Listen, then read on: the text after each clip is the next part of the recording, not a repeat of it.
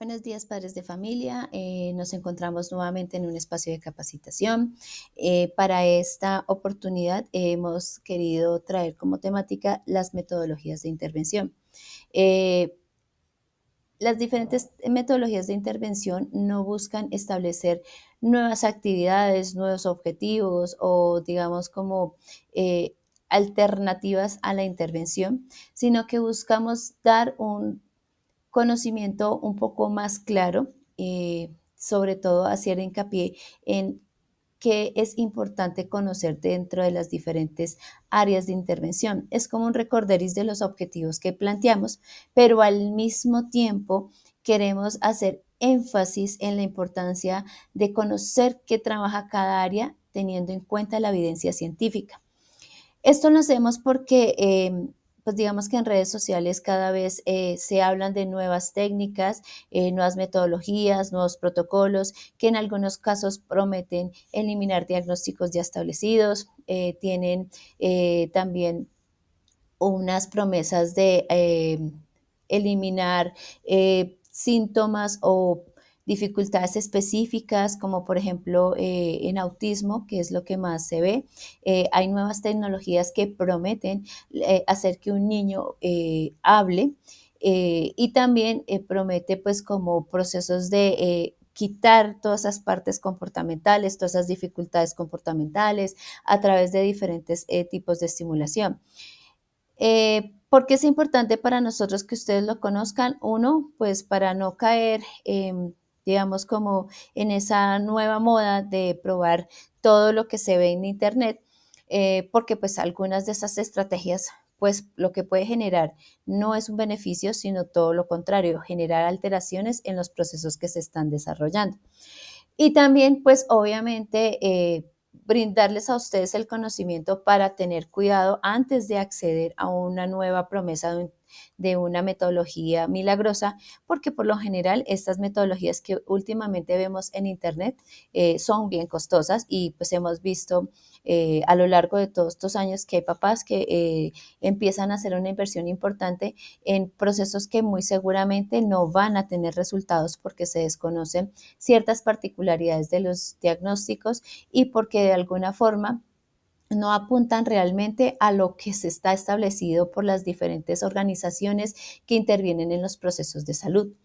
Nosotros como tal tenemos protocolos y guías que están avalados desde el Ministerio de Salud a nivel, digamos, internacional y de Colombia. Entonces, todos estos protocolos o todas estas guías de intervención tienen algo muy importante que es la evidencia científica y que es lo que queremos que ustedes entiendan. La evidencia científica hace referencia a toda la información que se ha obtenido a través de estudios rigurosos donde se han planteado hipótesis y se han comprobado esas hipótesis frente a un tratamiento específico.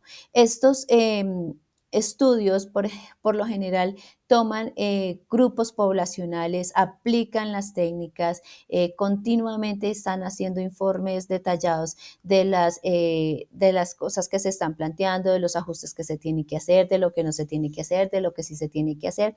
Por eso responde a un estudio riguroso del método científico, porque se plantea una hipótesis y la hipótesis es corroborada o es descartada de acuerdo a sus estudios. Entonces, de acuerdo a eso, en nuestras áreas de intervención existen unos protocolos o unos objetivos o unas áreas específicas que hayan sido avaladas desde la comunidad científica para los tratamientos. Aquí hago énfasis en que son áreas ya específicos, objetivos generalizados en diferentes, digamos, módulos del trabajo. No quiere decir que exista 100% un protocolo para trabajar autismo y un protocolo específico para trabajar parálisis cerebral. En las áreas se comparten algunos objetivos de intervención. Lo que cambia es la forma en la que el terapeuta planifica o jerarquiza los objetivos, desde lo más básico hasta lo más complejo, de acuerdo a las características también particulares de cada usuario. ¿Por qué lo establezco? Porque digamos que nosotros en la intervención, por ejemplo, con algunos casos sí se trabaja la parte sensorial porque es un usuario que sí tiene dificultades. No necesariamente quiere decir que porque está avalado la parte sensorial, yo tengo que trabajar con todos los usuarios el área sensorial si mi usuario no presenta dificultades sensoriales. Esta distinción lo hago porque a veces de pronto en nuestra día a día podemos como papás comparar, a él sí le trabajan esto y al mío no le trabajan esto, yo quisiera que le hicieran esto, pero le están haciendo esto. Entonces yo entro a establecerle como papá, yo quiero que trabaje solamente esto o yo quiero que enfatices la intervención en esto. Y aquí nosotros, digamos, entramos un poco en conflicto porque nosotros tenemos unos protocolos establecidos y, digamos, tenemos una rigurosidad científica que cumplir. Y pues cuando entramos en estos digamos, como desacuerdos frente a yo como terapeuta planteo esto y tú como papá planteas esto, pues a veces lo que se evidencia es un choque, cuando lo que tenemos que hacer es de alguna forma como papás preguntar y tratar de aclarar todas mis dudas frente a por qué a mi hijo no le trabaja en esta área y esta sí, o por qué si mi expectativa es, que, por ejemplo, que hable, por qué no arrancamos desde el lenguaje y no desde otras cosas que yo como papá pienso que no van en el proceso. Entonces, en esa rigurosidad nosotros podemos explicar y podemos aclarar todas las dudas. Entonces, desde terapia ocupacional ya sabemos que estas son las áreas de intervención como tal. Integración sensorial, autonomía, motricidad gruesa, área cognitiva, participación social y área escolar. Entonces, desde la más conocida de terapia ocupacional es el modelo de integración sensorial que está establecido hace muchísimos años, donde hay una evidencia científica alta porque han sido varios los casos que se han registrado, se han estudiado con un nivel de eficacia casi al 100%. Esta área lo que busca en términos generales es mejorar la capacidad del usuario en registrar o captar la información, modularla o procesarla para poder organizar los estímulos sensoriales. Es decir, que el usuario, una vez que organiza, puede y es capaz de emitir respuestas adecuadas o adaptativas funcionales frente a los diferentes estímulos. También se busca todo lo que es la parte de manejar la autorregulación frente al estímulo, o sea, que no hayan respuestas súper exageradas frente a una estimulación táctil, auditiva, visual. También es mejorar la tolerancia a que yo no siempre voy a tener el control del contexto, sino que sea capaz de estar en el contexto y aunque hay estímulos que me molestan, yo tenga una respuesta adecuada y no exacerbe mi comportamiento. También busca favorecer todos los que son los procesos de planeación motora, que una vez que yo recibo todos los estímulos sea capaz de organizar la información, procesarla y de esa manera procesar también, manejar mi cuerpo para poder emitir una respuesta ante el estímulo como tal. El modelo de integración sensorial inicialmente se estableció para niños con autismo, sin embargo, hoy en día se utiliza para cualquier usuario que demuestra dificultades a nivel sensorial, en esa dificultad de tolerar y responder a los estímulos sensoriales que están establecidos. Aquí es algo muy, muy importante establecer y es que a partir de esta base de la integración sensorial se han creado nuevas metodologías que no están avaladas científicamente, en las cuales establecen que si yo presento un estímulo sensorial repetidamente, el organismo me va a mí a activar ciertas áreas del cerebro y voy a poder lograr objetivos comunicativos. No funciona en todos los casos así. Estoy hablando de todas las metodologías en las cuales se hace estimulación auditiva, como el método Tomatiz, estimulación electrofisiológica, como la metodología del neurofeedback. Son, por ejemplo, tanto en Tomatis como en Neurofeedback hay una base en la cual pues las personas que sustentan estas metodologías plantean que hay una estimulación sensorial que al ser, digamos, un poco más eléctrica, casos, o sea, como más electrofisiológicas, va a haber una mejor respuesta del cerebro ante esta estimulación y no es así. Entonces, por ejemplo, en los métodos de Tomatis que llevan muchos años, plantean que a través de la estimulación con esta parte auditiva o de discriminación auditiva, los niños van a poder hablar. Los estudios que se han hecho en estos momentos son muy escasos, la evidencia no es 100% confiable porque se reportan muy pocos casos o se reportan casos muy pocos en los cuales plantee que sí hay una muestra representativa en la que se ha demostrado que la estimulación sensorial auditiva ha permitido que los niños hablen. Este tipo, digamos, de estimulaciones en algunos casos puede generar unas alteraciones comportamentales, porque si yo tengo un niño que sensorialmente, auditivamente le molestan los ruidos y yo constantemente estoy pasando los estímulos porque son programas muy rigurosos en el sentido que plantean que tiene que ser tantos días a la semana durante tanto tiempo en meses, lo que genera es que el niño constantemente está escuchando ruido, ruido, pues porque para el niño que tiene fallas sensoriales auditivas es así, ruido, ruido, ruido, pues que va a generar que esté en un estado de alerta inadecuado, que se muestre molesto y hay algunas alteraciones comportamentales. Es es también sabido que, por ejemplo, en el método Tomatis, en algunos momentos se establece que en las primeras sesiones el niño va a tener una alteración comportamental. Pues obviamente aquí es la evidencia que la estimulación está siendo demasiado frecuente y el niño aún no ha modulado sus respuestas y efectivamente se generan fallas comportamentales. Que se establece que después de esas estimulaciones el niño vuelve a nivelar sus comportamientos, no en todos los casos se regula el comportamiento. Entonces, a este tipo de metodologías es que nosotros les planteamos que tienen que tener cuidado porque el modelo de integración habla solamente de los objetivos que estamos viendo en pantalla. A eso es que está orientado toda la parte de estimulación auditiva como tal. Otro aspecto supremamente importante es la parte de la motricidad, que es un objetivo que está establecido tanto para TEA como para parálisis cerebral y pues digamos enfermedades huérfanas que tengan un componente motor. ¿Cuál es el objetivo primordial?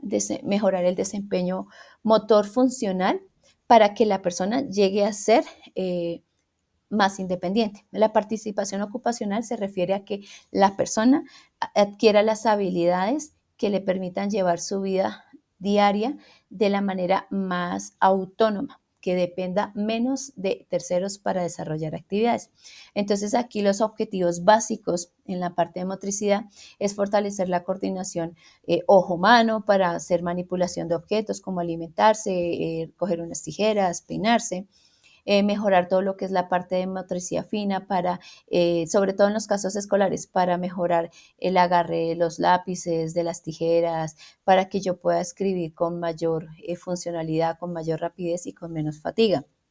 También se desarrolla y lo más importante aquí en motricidad es la planificación motora que si lo veíamos en la parte de integración también está, y es la capacidad de que yo tenga la coordinación para hacer una actividad de manera lo más funcional y menos torpe posible para evitar errores como tal en el desarrollo de la tarea.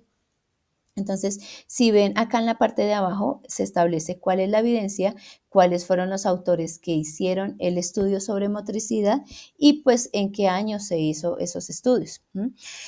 Obviamente estos estudios constantemente se están renovando y pues lo que se vuelve a hacer es coger grupos de control y verificar que estos objetivos bajo esas estrategias dan respuesta a los objetivos planteados inicialmente. Otra área importante es la parte de las funciones ejecutivas y cognitivas. Esta es un área que se trabaja desde todos los procesos de terapia ocupacional, fono, fisioterapia, psicología, educación. Todos los trabajamos. ¿Qué es lo que cambia? Mi orientación como profesional. Entonces, desde la parte de terapia ocupacional, como ellos lo que están buscando es la participación funcional o social del usuario, ellas lo centran en todo lo que tiene que ver en los procesos cognitivos que yo necesito para desarrollar una tarea, bien sea vestirme, alimentarme, hacer una tarea escolar, hacer una compra, transportarme. Entonces lo que ellos buscan es, uno, que la persona sea capaz de mantener la atención en una tarea para disminuir errores y que pues tenga calidad en la ejecución como tal. Busca favorecer todo el hecho de identificar cuál es el paso a paso para cumplir una tarea. Desarrollar habilidades para que en ese paso a paso, si yo identifico un error, ¿cómo lo voy a solucionar? Entonces, todo lo que tiene que ver en terapia ocupacional está centrada a cómo yo utilizo de manera funcional mi pensamiento para desarrollar una actividad motora o una actividad de vida diaria. La evidencia está desde el 2014 y esto indica que hay estudios que ya han establecido pues la evidencia como tal. Entonces, hay otros aspectos también que es la parte de la participación social, que tiene que ver y engloba lo que les estoy diciendo. Todas estas áreas lo que están buscando es que la persona sea capaz, desde terapia ocupacional se busca, que la persona sea un actor activo dentro de su contexto inmediato, social o escolar, en los cuales dependa cada vez menos de su entorno. Obviamente, en estos aspectos, lo que se busca es establecer objetivos que apunten a las necesidades. No todos los niños con autismo tienen dificultades, por ejemplo, motor. Entonces yo establezco que él no tiene tantas fallas a nivel motor, pero sí tiene fallas a nivel de integración sensorial. Por ende, no se queda quieto, por ende, no puede tener atención sostenida y al no tener atención sostenida, se le dificulta realizar el paso a paso de una actividad. Aquí es donde viene la rigurosidad científica de nosotros, donde nosotros a partir de esa evaluación planteamos cuáles son los objetivos más importantes que debemos cumplir en el paso a paso para llegar a metas más grandes como tal. También buscamos identificar, por ejemplo, en los niños que tienen un nivel de apoyo más continuo, que requieren más apoyo, identificar de estas áreas que les he mencionado, cuáles son los objetivos particulares que van a permitir que disminuya esa dependencia del contexto. ¿Sí? Entonces, por ejemplo, si estamos hablando de niños que tienen una dificultad motora, ¿cómo yo voy a generar que él tenga autonomía si no es capaz, por ejemplo, de alimentarse? ¿Qué estrategias le voy a implementar para que él pueda en un momento dado alimentarse? Por ejemplo, si yo tengo dificultades porque mi tono muscular es muy bajo y no puedo coger la cuchara, las terapeutas ocupacionales buscan eliminar esas barreras. Entonces ellas establecen y hacen los ajustes. Listo, no vamos a utilizar la cuchara metálica, vamos a utilizar una cuchara más suave. En algunos casos, por ejemplo, no puede coger cuchara porque hay derramamiento de la comida, pero sí puede trinchar. Entonces todo ese tipo de ajustes están dados desde los objetivos generales que les he planteado en cada una de estas áreas. Y de acuerdo a eso es que se plantean digamos, como los objetivos como tal y está establecido así porque han sido varios casos en los cuales se han estudiado las barreras, los ajustes que se tienen que hacer, cuál es la efectividad cuando yo planteo primero un objetivo, un segundo objetivo. Eso es lo que estamos buscando desde la parte ocupacional con la evidencia científica. Una segunda área de intervención es la parte de fonoaudiología y aquí es un tema también álgido con algunos papitos porque nosotras como fonoaudiólogas buscamos es desarrollar la comunicación y el lenguaje en nuestros usuarios para que ellos tengan una vida o una participación con calidad de vida, con funcionalidad, de acuerdo a sus necesidades. Aquí es importante aclarar que nosotros las fonos, aunque somos fonos, no podemos garantizar que todos los niños que van a entrar a nuestra consulta van a lograr hablar. Porque para nosotros un objetivo, como lo ven, lo primordial es desarrollar la comunicación. ¿Por qué hablamos de comunicación? Porque es que por ejemplo, algunos papás y en algunos comités me planteaban a mamá, es que yo necesito que mi hijo hable y ustedes no le trabajan la parte de las palabras, de las frases, de que él me diga sí o no. Resulta que nosotros como fonoaudiólogas, también por escalas de desarrollo y por cómo se dan esos desarrollos, cumplimos unos protocolos que están, por ejemplo, para fonoaudiología, están establecidos desde algo que se llama el ACHA, que es como la entidad internacional que rige todos los procesos de fonoaudiología a nivel internacional. Estos protocolos nosotros los tenemos que cumplir. Yo como fono debo plantear qué debo trabajar primero, si la comunicación, el lenguaje o los dos al tiempo. O también si en esa parte del lenguaje voy a implementar la parte de habla, de articulación. Estos son objetivos que nosotros tenemos que hacer bajo lo que la evidencia nos dice. La evidencia me dice a mí que yo no puedo trabajarle a un niño que diga palabras cuando no hay un principio de comunicación, tanto en terapia, trastorno del espectro autista como en cualquier otra de las patologías que manejamos. Entonces, para las fonoaudiólogas, uno de los primeros objetivos es la parte de la comunicación. En esto, como les estaba hablando, la evidencia es alta, en lo que dice que yo tengo que fortalecer, uno, la intencionalidad comunicativa. Si yo no tengo un usuario que sienta la necesidad de comunicarme a mí sus gustos, sus intereses, difícilmente yo voy a estimular lenguaje. También establece que hay que favorecer un lenguaje funcional. Cuando yo digo un lenguaje, me refiero a que bien sea a través de señalamientos, de pictogramas, de señas no verbales, señas transparentes o señas estructuradas, él pueda comunicarse, ¿sí? Entonces es lo más importante para nosotros, buscar que el usuario se comunique, sea cual sea su estrategia. También lo que busca es reducir como otro tipo de conductas para comunicarse. Entonces, por ejemplo, el niño que pega cuando algo no le gusta. A través de la comunicación, nosotros de manera explícita estamos buscando que el llanto o el pegar o el morder disminuya y que el usuario entienda que a través de una seña, una palabra, un sonido o una mirada, él se puede comunicar. Esto también permite que el usuario logre entender su contexto inmediato. Es decir, buscamos que si él a través de la seña entiende que es más funcional que señale, por ejemplo, lo que quiere, va a ser mucho más rápido la respuesta del adulto que morder como tal. Entonces, para nosotros, el primer objetivo es la comunicación.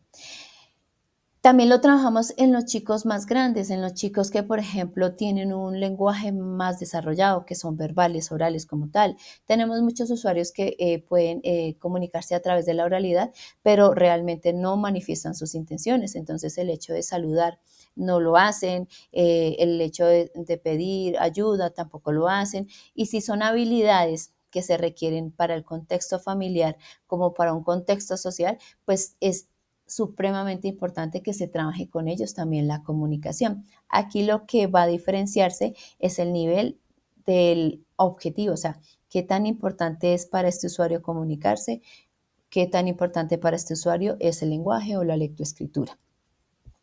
Dentro del lenguaje, que está muy unido a la parte de comunicación, pues cuando yo ya tengo una intención comunicativa por parte de mi usuario, ya hay una necesidad, una exigencia de él para comunicarse conmigo, ahí sí trabajamos los procesos del lenguaje. Y los procesos del lenguaje, recordemos que los trabajamos en comprensión y expresión.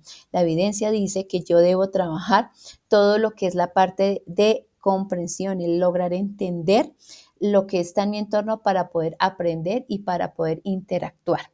Entonces aquí nosotros por eso partimos desde lo más pequeño, porque a veces nos dicen, no le están enseñando palabras, están solamente con el toma y el dame.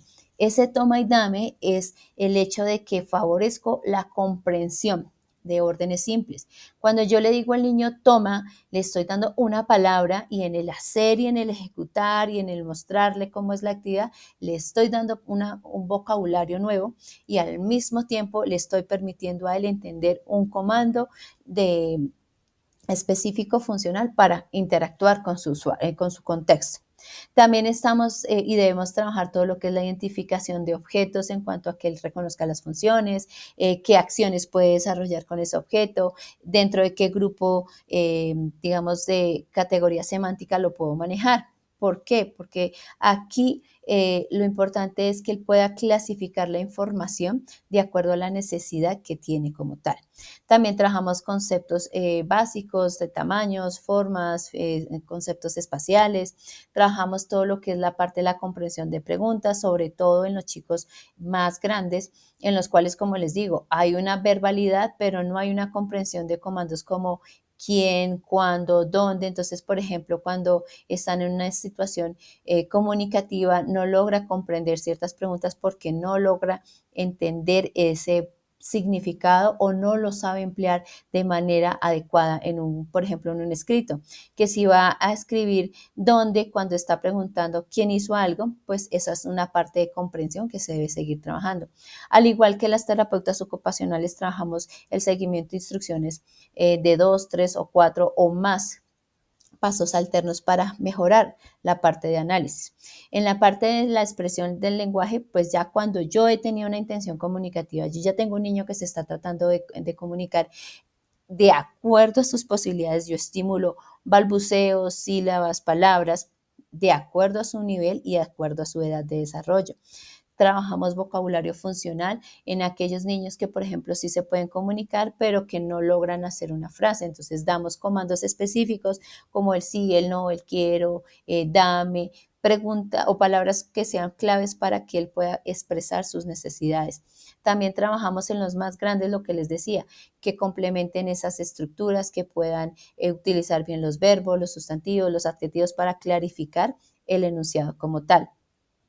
Y los más grandecitos que tienen ya procesos lectoescritos o digamos como procesos cognitivos un poco más adelantados, trabajamos todo lo que es la parte de la comunicación a través de la narración de situaciones de la vida diaria, de cuentos, de experiencias, porque lo que estoy favoreciendo es nuevamente la capacidad que él tiene de expresarse en un contexto controlado como el de la terapia, para que él lo pueda hacer en contextos menos controlados como sus ambientes naturales.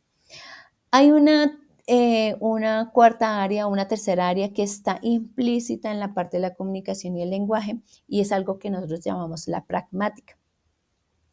En la pragmática lo que estamos tratando de hacer es que ese usuario es, le dé como una funcionalidad a sus habilidades lingüísticas y a sus habilidades comunicativas. Este es un objetivo que se trabaja muchísimo en la parte del TEA, porque hay usuarios que tienen un buen lenguaje, pero tienen dificultades para iniciar y mantener una conversación, para respetar el turno conversacional, para establecer, por ejemplo, el contacto visual, que es supremamente importante al momento de tener una conversación, para comprender cierto tipo de normas sociales, como por ejemplo el hecho de que yo llego a un lugar y debo saludar, que lo que va a permitir es que cada vez él utilice su lenguaje oral o no verbal de manera más funcional en un contexto social. Entonces, por ejemplo, con los niños que no son no verbales, trabajamos el comando más importante para nosotros, que es el saludar, el despedirse o el solicitar, que es a través del comando que en algunos utilizamos el comando dame, con la seña o el dame con una ficha. ¿Por qué es importante? Porque es que eso le va a permitir a él poder tener una interacción con otra persona que no sea su papá, su mamá, sino que hasta con un compañero pueda interactuar. Con los más grandes, el hecho de darle como esas normas de tú hablas primero, escuchas y luego aportas a la conversación, pues estamos garantizando que él pueda mantener un hilo conector en una conversación como tal. También una área que es bien importante y que digamos que tiene un poco más de énfasis en parálisis cerebral es la parte miofuncional. Esta área miofuncional la desarrollamos sobre todo en niños que tienen una base motora o una base, digamos, como Una base motora o sensorial, por ejemplo, como en lo que es la parte de la alimentación. Entonces, cuando trabajamos la parte miofuncional, lo que estamos buscando es mejorar la parte de los órganos fonoarticuladores para que el niño pueda producir palabras que sean claras, pero al mismo tiempo trabajamos objetivos para esos niños que tienen dificultades para alimentarse. Como lo habíamos visto ya en un taller anterior, no necesariamente estamos hablando de los niños que tienen una deglución atípica. Hablamos de esos niños que, aunque pueden masticar y pasar, no tienen la fuerza para masticar, no tienen la capacidad de hacer un proceso de alimentación funcional. Y en parálisis cerebral lo hacemos mucho, sobre todo para disminuir todo lo que tiene que ver con alteraciones, por ejemplo, cuando son muy hipotónicos, que hay derramamiento de los alimentos, que acumulamos la comida, o en el caso de los niños que pues tienen un proceso de sonda, de alimentación complementaria, que lo que buscamos es que aunque hay una alimentación complementaria, pues los músculos de su carita no se vayan a caer más, que sean más tonificados y que pues al mismo tiempo, tanto para el uno como el otro, se favorezcan esos procesos articulatorios, como la parte motora del habla o de la comunicación. En habla, pues digamos que aquí es muy centrado como en estos chiquitos que tienen la parte de nuevamente motricidad alterada, digamos como los niños que son con espasticidad. Buscamos como corregir esos errores articulatorios, dar mejor organización a la parte de planeación motora, que pues las TEOs trabajan planeación motora a nivel general con las fisios y nosotros trabajamos planeación motora en la parte, digamos, de motricidad fina para producir palabras, ¿listo? Y que sean claras. Este objetivo de habla, más que todo, es con los niños que tienen una parálisis cerebral espástica. De manera, digamos, como mm, desencadenante, tenemos la parte de la comunicación aumentativa y alternativa. No es que sea un área diferente, sino que está asociado a la parte de comunicación. ¿Qué es lo que cambia? Que nosotros solamente utilizamos la parte de comunicación aumentativa o alternativa cuando ya hemos identificado que el proceso del lenguaje, o sea, el uso de las palabras, o es reducido o porque no tiene los elementos, o sea, el niño no tiene muchos elementos de significación, o sea, no tiene muchas palabras para emplear, no las logra comprender, o cuando hemos visto que esa parte de la articulación no se da, tiene muchas dificultades, o que el niño a nivel de lenguaje no es capaz de generar un enunciado que le permita comunicarse. En esos casos, dentro de la parte de la comunicación, ya implementamos lo que es los sistemas de comunicación aumentativos o alternativos. Recordemos que los sistemas de comunicación aumentativos se refieren para esos niños que sí tienen un lenguaje y que lo que buscamos es que a través de estos sistemas se comuniquen más rápido y que poco a poco ellos vayan incrementando el lenguaje. Y alternativo, cuando tenemos estos usuarios que ya después de un proceso terapéutico hemos dado cuenta que no van por sí solos o de manera independiente generar un enunciado para comunicar o para satisfacer sus necesidades.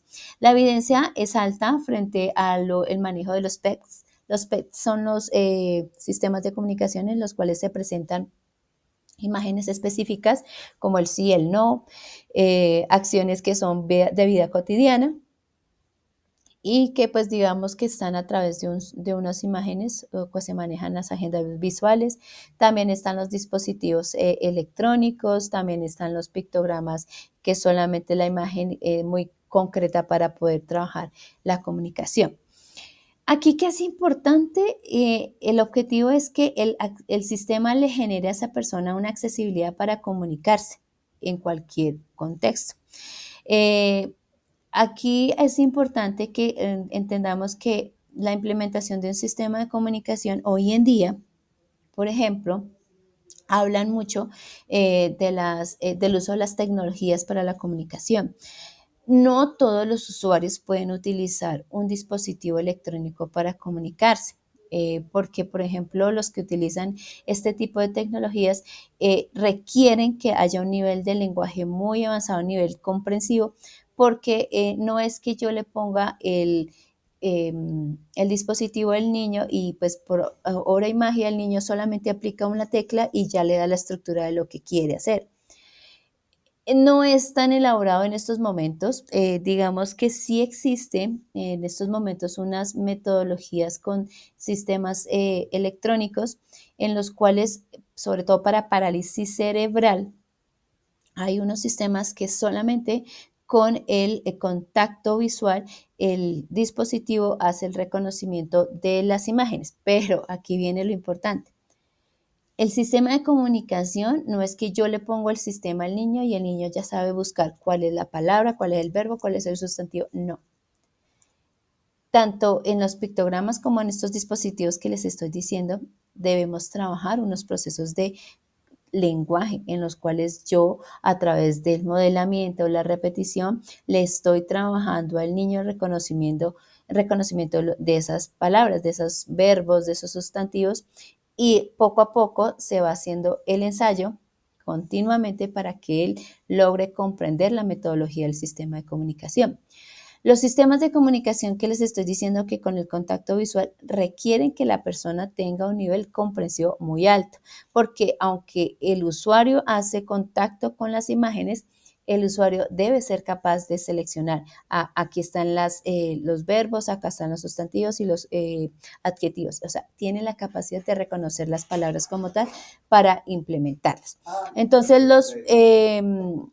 los sistemas de comunicación lo que están buscando en estos momentos es como generar una funcionalidad comunicativa, sea a nivel de una imagen o sea a través de una seña, que también es un sistema válido, pero lo que buscan es disminuir la barrera en la comunicación como tal. Se implementan mucho para los dos diagnósticos, sobre todo en aquellos niños que son no verbales, porque en los dos diagnósticos podemos tener niños no verbales como tal.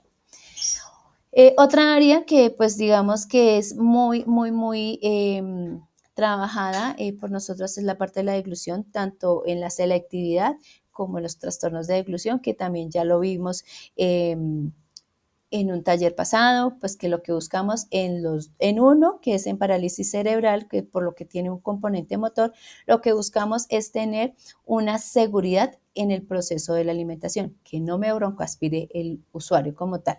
Y en los niños que tienen una selectividad alimentaria, lo que buscamos es que disminuya esa selectividad y que tenga una alimentación cada vez más nutricional, o sea, que no esté limitada a ciertos alimentos nada más, sino que pues el niño llegue a comer pues mayor variedad como tal de alimentos.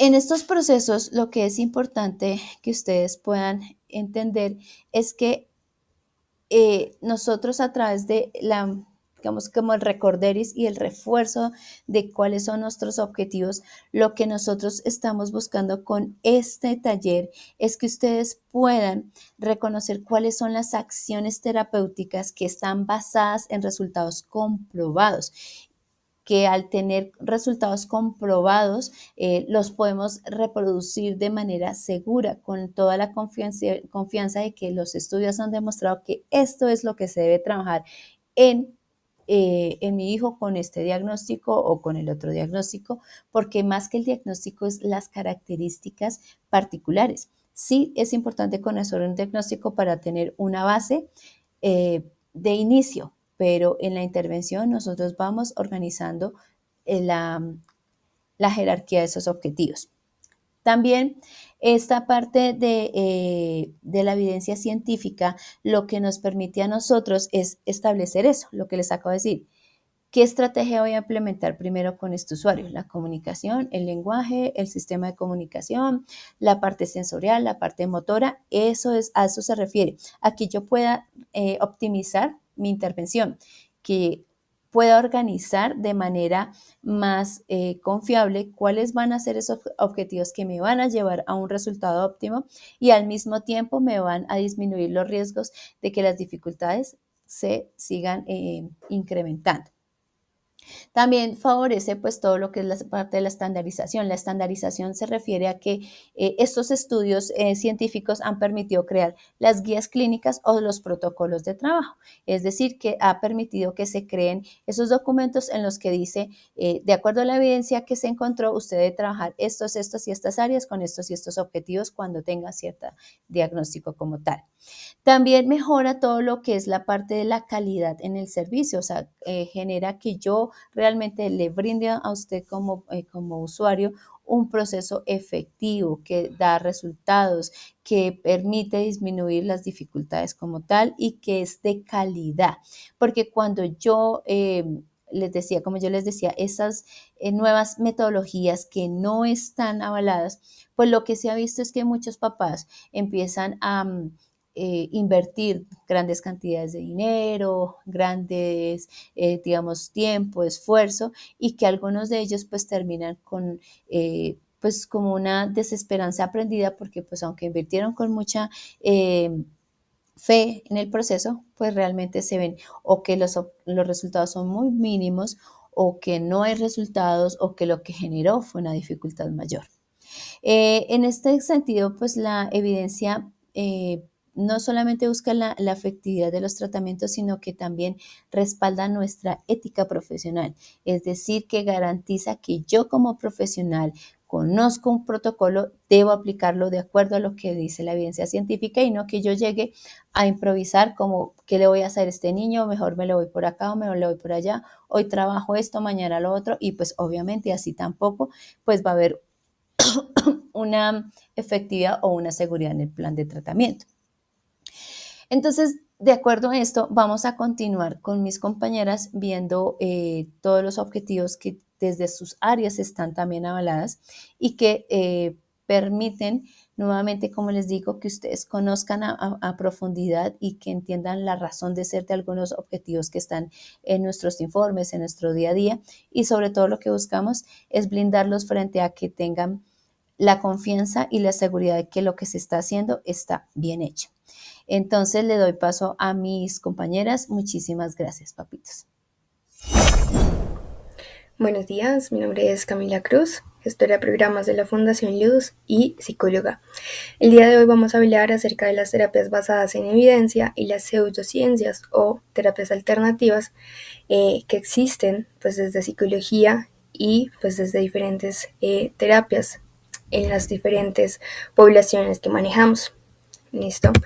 Para dar inicio pues es importante conocer lo que es como tal la evidencia científica. Esto se origina a partir de estudios de investigación que aportan información acerca de un tema específico. Estos estudios se desarrollan inicialmente siguiendo un método científico para realizar diagnósticos, determinar pronósticos y aplicar tratamientos a sujetos o pacientes de manera individual. Luego, en cada estudio es necesario analizar su consistencia y validez, determinar si sus resultados pueden generalizarse o si varían según los distintos grupos de población. Entonces, pues primero, cada uno de estos métodos es importante realizarlo de manera individual para saber si es replicable o no a un grupo de población.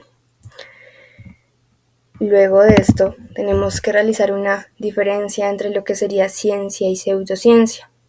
La ciencia es un conjunto de conocimientos metódicos y sistemáticos para describir, explicar y predecir cosas. Es analítica, especializada, sintética y propone leyes. Ahora, la pseudociencia son afirmaciones que aparentan ser ideas científicas, pero que en realidad pues son postulados dogmáticos, ¿sí? O pues son réplicas de resultados, ¿sí? Teniendo eso claro, existe una pirámide de evidencia. Los niveles más altos pues representan los que son considerados como los niveles más robustos de evidencia científica, mientras que los más bajos pues son los que carecen como un poco como tal pues de esa evidencia. ¿Sí? Entonces en los niveles más altos encontramos revisiones sistemáticas de literatura con o sin metaanálisis, luego ensayos clínicos aleatorizados, estudios de intervención, estudios de observaciones casos y controles transversales. Y por último, reportes de casos clínicos, series de casos clínicos y opiniones. ¿Listo? Bueno, ¿por qué era importante todo lo anterior? Entonces, en ese momento, pues les voy a explicar como tal lo que serían dos terapias basadas en evidencia, que sí como tal, pues aplicamos acá, pues dentro de nuestras terapias, listo, para que quede como clara esa diferenciación dentro de los diferentes tipos de poblaciones. Una de ellas, pues, es la terapia cognitivo-conductual. Esto, si bien se maneja pues más desde psicología en las diferentes áreas, pues también es importante al menos tener algunos de los conocimientos, pues porque también pueden ser replicables. Listo. La terapia cognitivo-conductual es un modelo de tratamiento que tiene en cuenta los pensamientos, emociones, conductas y respuestas fisiológicas disfuncionales con el fin de generar respuestas adaptativas, poniendo en práctica la evaluación según las características biopsicosociales del usuario. Es decir, en esta terapia vamos a ver al usuario no como algo pues separado, sino, digamos, vamos a tener en cuenta la parte biológica, la parte psicológica, la parte social, ¿sí? Para generar respuestas adaptativas a un entorno. La evidencia en esta terapia pues es robusta, es numerosa.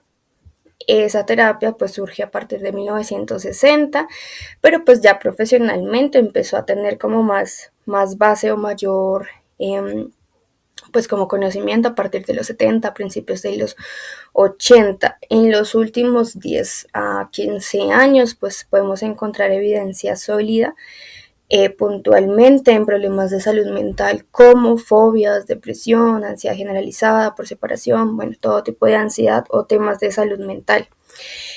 También diferentes adicciones, enfermedades crónicas como el cáncer, todo lo que sea fibromialgia, cosas de ese estilo, o bases neurobiológicas como esquizofrenia, autismo, trastorno por déficit de atención e hiperactividad o parálisis cerebral. ¿Sí? Acá cuando decimos en los últimos 10 años se ha encontrado evidencia sólida, ¿a qué nos referimos con evidencia sólida? A lo que ya pues les expliqué anteriormente, basados en la pirámide como tal, pues de evidencia científica, ¿sí? Entonces, pues si se dan cuenta, esa es una terapia pues que aplica como tal para el grupo pues de población que nosotros pues conocemos. ¿Listo? Los objetivos que pues se pueden manejar dentro de la terapia cognitivo-conductual pues son muy amplios. Si se dieron cuenta, pues dentro de la parte de los de lo que ha funcionado es súper numeroso, ¿sí? Puntualmente como para nuestros usuarios.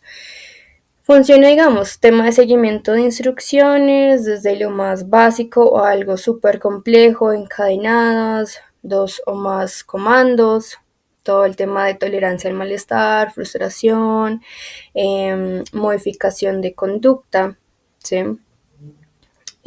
Habilidades sociales, todo lo que tenga que ver con las emociones, estado de ánimo, ansiedad, depresión, duelo, técnicas de regulación emocional, estrategias de afrontamiento, etcétera, etcétera. ¿Sí? Digamos que acá pues los objetivos ya son amplios y de qué depende de cada usuario, como se los mencioné inicialmente. Esto pues va a variar de acuerdo al usuario porque pues esto se ve de manera individual, ¿sí? Y se evalúa teniendo en cuenta en esa terapia la parte biológica, psicológica y social, ¿sí? Entonces, esto es como algo muy general, pero pues digamos que como tal los objetivos de intervención pues siempre van a depender de cada usuario, ¿listo? Ahora, otra de las técnicas o de las terapias, perdón, que tienen evidencia científica, pues es la integración sensorial, pero pues esto vamos a a hablar un poco más como a profundidad cuando estemos un poco más adelantados en la presentación desde la parte de terapia ocupacional. ¿Listo? Ahora, ¿qué son las terapias alternativas? O pues lo que habíamos hablado como pseudociencias, ¿no? Son aquellas intervenciones cuya eficacia y seguridad no han sido comprobadas por la ciencia con el mismo rigor pues, que las terapias basadas en evidencia. Se usan en lugar de o de manera como complementaria a los tratamientos pues recomendados por un especialista. ¿Listo? Esto pues muchas veces pues se suele utilizar como testimonio o se basan en las anécdotas de pues las personas. ¿Sí? Ahora, ¿qué evidencia tenemos de este tipo de terapias? Realmente no hay una evidencia sólida o la evidencia es muy contradictoria. ¿Sí? No se ha encontrado como una evidencia puntualmente para nuestro grupo como poblacional o en los síntomas centrales para lo que sería autismo, trastorno por déficit de atención o hiperactividad o parálisis cerebral. ¿Sí? Se necesitaría pues de investigaciones de alta calidad o no es un tratamiento de primera línea. ¿Listo? También pueden ser peligrosas y pues no son recomendadas, peligrosas pues por como los efectos secundarios que pueden generar. Bueno, en cuanto a todo lo que es nuestra población, existen pues diversas terapias alternativas, ¿sí? Terapias dirigidas al funcionamiento cerebral, terapias dirigidas a los requerimientos nutricionales y otro tipo de terapias.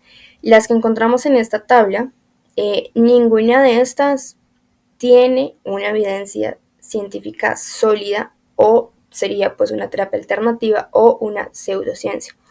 ¿Listo?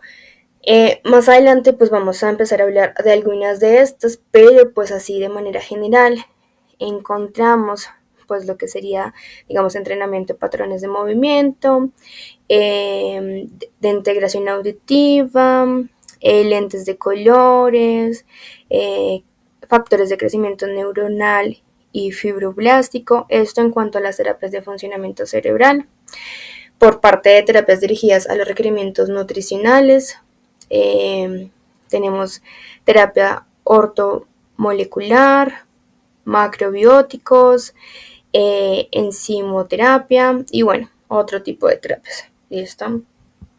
Como les digo, pues esta información se ha hecho a partir de revisiones sistemáticas, revisión de literatura y demás, y pues el estudio es que no cuentan con bases sólidas. ¿Listo?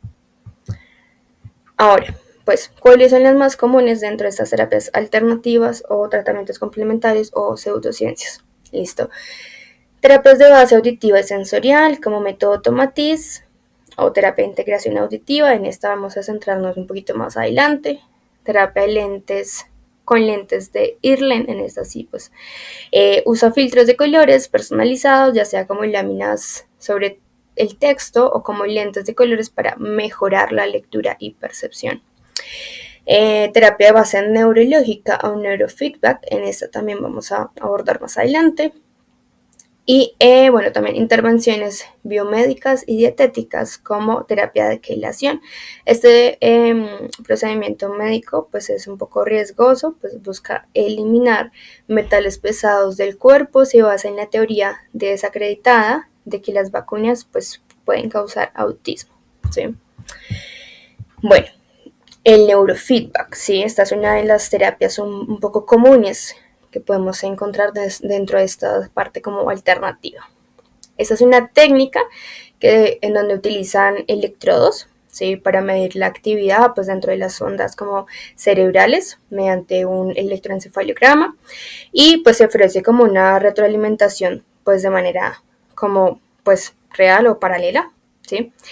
A través de estímulos visuales y auditivos, ¿sí? Normalmente es como música o cosas así. Esta técnica pues utiliza un monitoreo de actividad cerebral en tiempo real, promete regular ondas cerebrales y mejorar el funcionamiento cognitivo.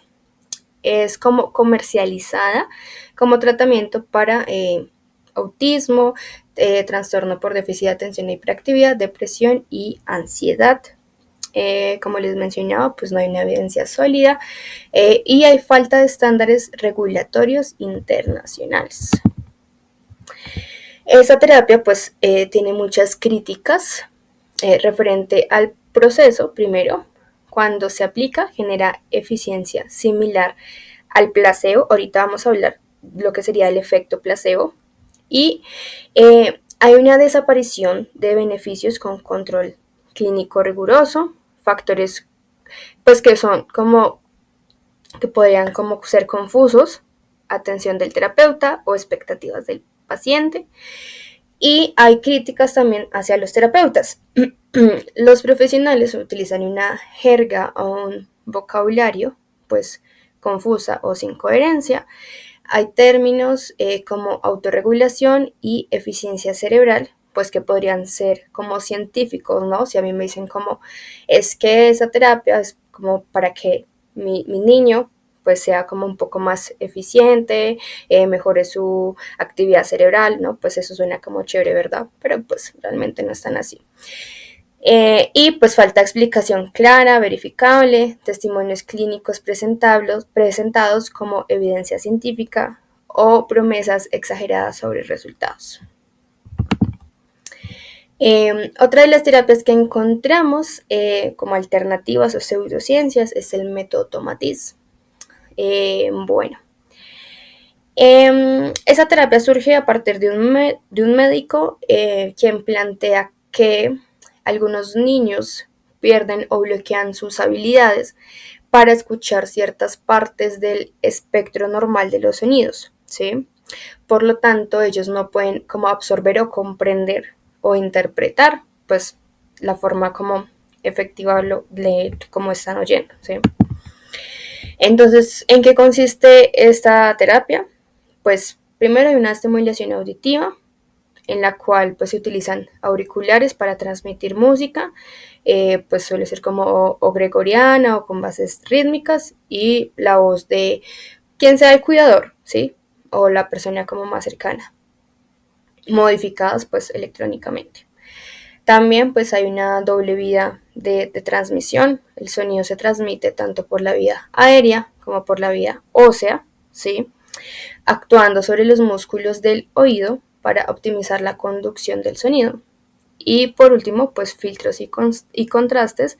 La música y los sonidos cambian en timbre e intensidad de forma impredecible, sorprendiendo al cerebro para activar mecanismos pues, de atención y procesamiento.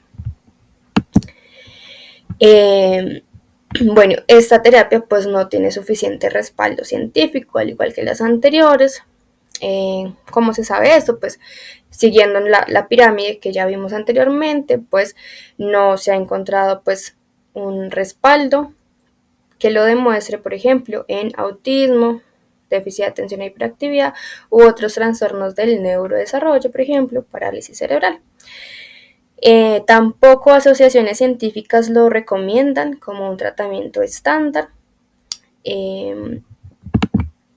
Y bueno, lo que les mencionaba anteriormente, existe algo que sería el efecto placebo. El efecto placebo es algo así como pues psicológico, ¿sí?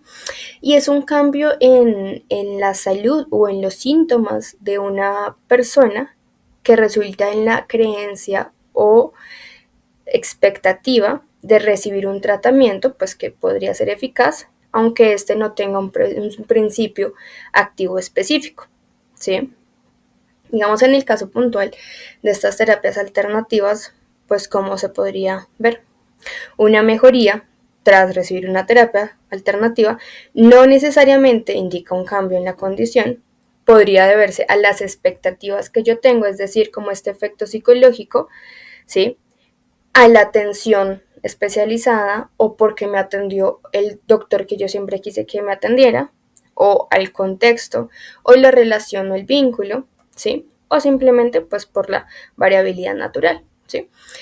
Eso es más o menos como este efecto placebo. Ahora, los riesgos de intervención pues sin evidencia. Pues cuando se realizan con una persona, pues bueno, estas terapias que no tienen suficiente bases científicas, ¿sí? Estos riesgos podrían implicar en nuestros usuarios, ¿sí? Primero, una sobrecarga sensorial, auditiva, sensitiva, olfativa, etcétera. Cualquier cosa en cualquiera de sus sentidos. ¿Listo? Segundo, cambios comportamentales abruptos y agresivos por estrés. Tercero, dificultades de adaptación en cualquier contexto. Cuarto, sensación falsa de bienestar por placebo, ¿sí? Ya vimos que era placebo.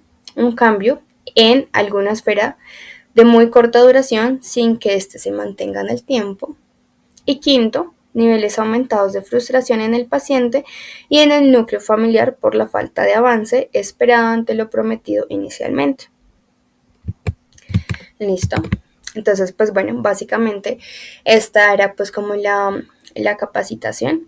Sí, esperamos pues que esta información pues haya sido como pues para su beneficio. Muchas veces pues también es entendible, sí, como en el afán o en el querer ver como esos resultados o esos avances, pues queremos de pronto investigar, porque pues hoy en día es muy fácil acceder como a eso, ¿no? A esa información. Pero qué tanto de esa información es eficaz o es concreta o tiene esa evidencia científica, ¿sí? Entonces, el no tener esa evidencia científica y exponer a nuestros usuarios o exponer a nuestros niños a eso, realmente los riesgos son muchos mayores, ¿sí? Entonces, bueno, básicamente eso era todo. Muchísimas gracias. Hola, ¿qué tal? Mi nombre es Ana Bustamante, soy educadora especial y supervisora de programas de la Fundación Luz. Hoy estaremos hablando sobre la metodología de intervención en educación especial.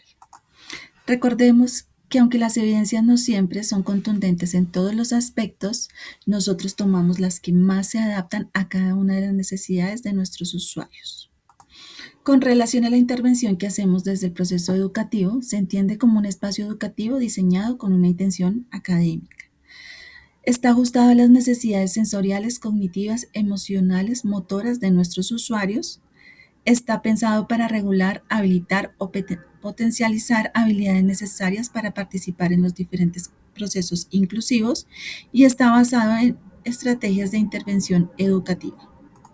¿Cómo logramos estos procesos? Primero, a través de una evaluación integral y funcional. En nuestra evaluación identificamos fortalezas, necesidades específicos, estilos de aprendizaje, barreras en los diferentes contextos y las necesidades de apoyo en el aula si el usuario se encuentra inmerso en este. Como segundo punto, hacemos un diseño de ambiente terapéutico escolar donde existe una regulación sensorial, existen rutinas visuales, materiales concretos como imágenes, juegos, material didáctico. También nos apoyamos con procesos comunicativos y cognitivos. Realizamos pictogramas estructurados o agendas visuales que le permitan a nuestro usuario mantenerse en el proceso académico sin necesidad de hacer una intervención diferente. Como tercer punto tenemos un trabajo educativo, que es donde más nos enfocamos para lograr los procesos de inclusión tanto social como escolar. Primero hacemos un proceso previo a la inclusión, que es fortalecer habilidades como seguimiento de instrucciones, lo que tiene que ver con dispositivos básicos del aprendizaje, atención, concentración, percepción, memoria, para que así los chicos cuando logran incluirse, ya sea en procesos prelaborales, ya sea en procesos académicos, educativos o sociales, puedan tener las bases para mantenerse en estos ambientes. Durante la inclusión, lo que hacemos es fortalecer los procesos ya académicos, si están en un proceso académico, como pueden ser proceso lectoescrito, fortalecer habilidades matemáticas, guiarlos para que logren comprender ya, digamos, actividades o temáticas más complejas como son temáticas en ciencias sociales y en los diferentes, digamos, áreas que se trabajan en los procesos educativos. Cuando nuestros usuarios no se encuentran en aulas escolares, lo que hacemos es que trabajamos habilidades académicas funcionales que les sirvan para la vida diaria, una comunicación funcional, una autonomía en rutinas y también fortalecemos los dispositivos básicos para que puedan desenvolverse en los diferentes contextos. Lo que más nos interesa cuando un usuario no está incluido en el aula, y bueno, también cuando está incluido, es trabajar toda esa parte de independencia y autonomía que le facilite desenvolverse en la vida diaria. Por eso trabajamos el manejo del dinero, resolución de problemas de la vida cotidiana, trabajamos rutinas ya pueden ser eh, rutinas que se puedan implementar en casa o las rutinas que se puedan implementar fuera de casa. Como cuarto punto tenemos el acompañamiento a docentes. Nosotros hacemos un acompañamiento a las aulas donde damos una serie de recomendaciones que le permitan a los profesores trabajar con el usuario. Recomendaciones ya sean académicas, ya sean porque realmente se ven que hay obstáculos para el aprendizaje o simplemente hacemos como adaptaciones en los diferentes materiales o en las diferentes, digamos, rutinas o ejercicios que hacen en el aula. Además, hacemos también un acompañamiento cuando se realiza el PIAR en nuestros estudiantes, dando estrategias a los profesores o explicando cómo hacer esos ajustes razonables. Nosotras siempre nos apoyamos pues, de los procesos terapéuticos en las diferentes áreas que existen en la fundación y así damos las recomendaciones a los profesores para el manejo comportamental, para el manejo educativo de nuestros usuarios. Y pues como quinto punto, trabajamos también pues con la familia, con ustedes que son una parte importante de nuestro proceso. ¿Qué hacemos con las familias? Brindamos estrategias para fortalecer los diferentes aspectos en los que tengan dificultades nuestros usuarios. Los papitos siempre vienen y acuden a nosotros para que les ayudemos en los diferentes procesos en los que se encuentran sus hijos, sobre todo en los académicos, porque hay muchas veces que los colegios no acogen muy bien la discapacidad y entonces es donde entramos nosotros pues a hacer como esa intervención y como ese apoyo tanto en el proceso educativo, o ya sea en un proceso social o en un proceso ya de prelaboral. También hacemos conciencia a los papás acerca de los procesos que cada uno de sus hijos tienen, haciéndoles entender que no todos nuestros estudiantes, que no todos nuestros hijos van a alcanzar los objetivos académicos que plantea un aula regular. Sin embargo, estos usuarios están incluidos en el aula, estos estudiantes están incluidos en el aula y lo que hacen los profesores es que adaptan el currículo para enseñar procesos y habilidades académicas que les sirvan para la vida diaria, que les permita ser independientes. Algunos papitos acuden a nosotros porque están muy inseguros del proceso que están trabajando con sus hijos en el proceso escolar, porque pues no ven que están trabajando los mismos objetivos o los mismos logros que sus otros compañeros. Pero pues nosotros también como papás debemos entender que cada uno tiene un proceso, que cada uno tiene una habilidad y que no siempre van a llegar a la par de sus compañeros, pero que sí se va a lograr una buena inclusión, porque si nosotros los papás apoyamos a nuestros profesores con los procesos que ellos nos indican, ya sean para la vida de independencia, ya sea para un proyecto laboral o prelaboral, la idea es que siempre acojamos las instrucciones de nuestros maestros, de nuestros profesores, porque pues muchos de nuestros hijos no van a alcanzar como tal procesos de lectoescritura, de matemáticas, sino que se van a trabajar otros aspectos que también les sirven para la vida diaria y pues para el futuro de los chicos. Papitos, también quiero recordarles que que se sigan fortaleciendo con nosotros desde cada una de las áreas terapéuticas, en especial la académica. Muchos de los usuarios que están acá están en edad escolar, están en procesos escolares y es importante que todos trabajemos en conjuntos, tanto el área terapéutica, el área académica, el área social y el área familiar. Por eso es importante que ustedes sigan las recomendaciones desde cada uno de nosotros. También, si tienen alguna duda, alguna inquietud o necesitan de de algún apoyo, ustedes saben que pueden contar con nosotros. Nosotros siempre estamos atentos a todas las necesidades que ustedes tienen, pero es importante que ustedes también se fortalezcan como familia y que también apoyen estos procesos y se comprometan 100%. Yo sé que muchos estamos comprometidos al 100%, pero es indispensable que lo hagamos siempre y que nos apoyemos siempre los unos de los otros. Quiero agradecerles pues por la atención, que ojalá les haya quedado un poco más claro qué es lo que estamos trabajando, cómo lo trabajamos desde la fundación y desde los procesos educativos. Gracias.